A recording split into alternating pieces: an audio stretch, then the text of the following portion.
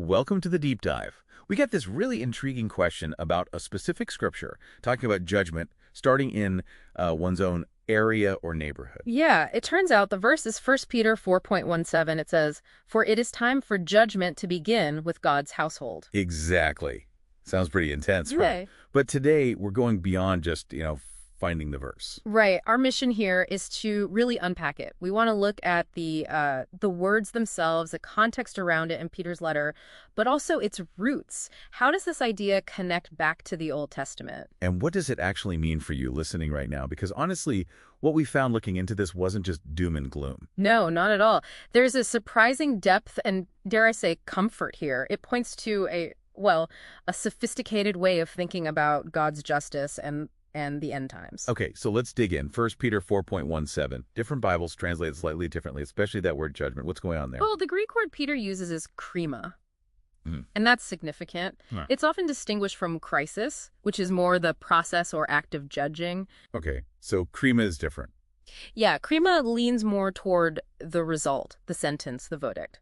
Rotherham's translation actually says sentence of judgment.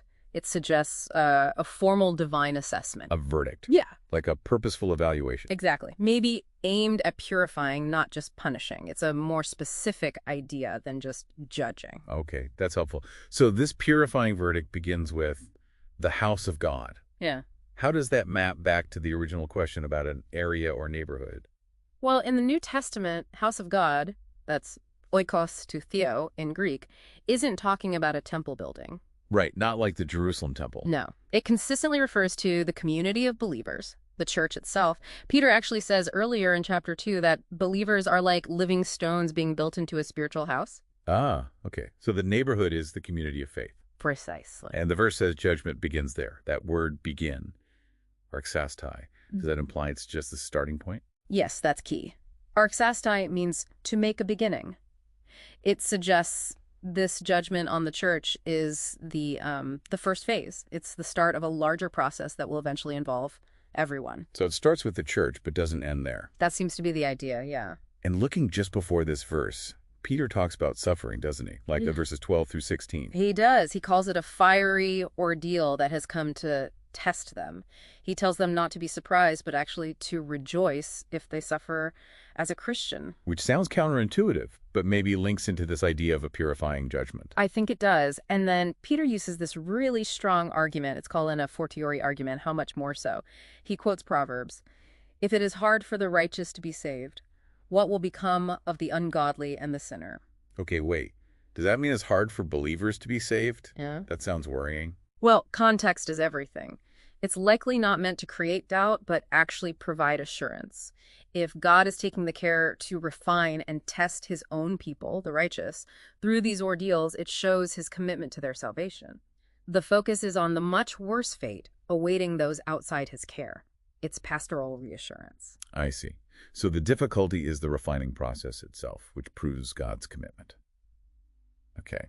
Now, you mentioned Old Testament roots. This idea isn't totally new in 1 Peter, is it? Not at all. This is where it gets really interesting. The principle that God deals with his own people first, holding them accountable, is all over the Old Testament. Like where? Well, think about Jeremiah 25. God says, "Judgment or calamity will begin in Jerusalem, the city called by my name," his own city first. Okay. Or Malachi 3, where the Lord promises to come suddenly to his temple. But how? Like a refiner's fire, specifically to purify the priests, the sons of Levi. Again, purification starting within the house. Right. Refining, not destroying.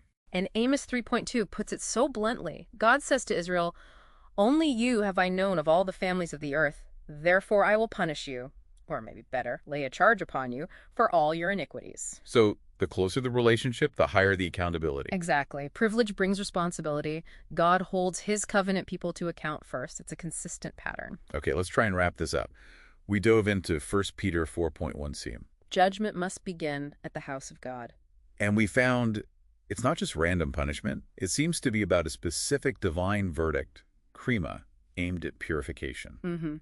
And the house of God is the church, the community of believers. This is the starting point for God's broader justice. And this whole idea has deep roots in the Old Testament, God holding his own people accountable first, proportional to their relationship with him. Right. Privilege and responsibility. So what does this actually mean for you listening today? Well, it suggests a high standard for the church, a call for corporate accountability. And it reframes suffering. Maybe those fiery ordeals aren't signs God has left, but are part of his refining work in his own house. It provides maybe a kind of sober hope. There's a seriousness to it, but also an ultimate security in being part of that house God is tending to. Definitely. It's a profound assurance, in a way. Which leads to a final thought, perhaps. Go for it. Well, if God's justice consistently begins with his own people as a purifying process, what does it mean for us as part of that community to actively participate in that purification today? How should knowing this shape how we live together and how we see our role in the wider world?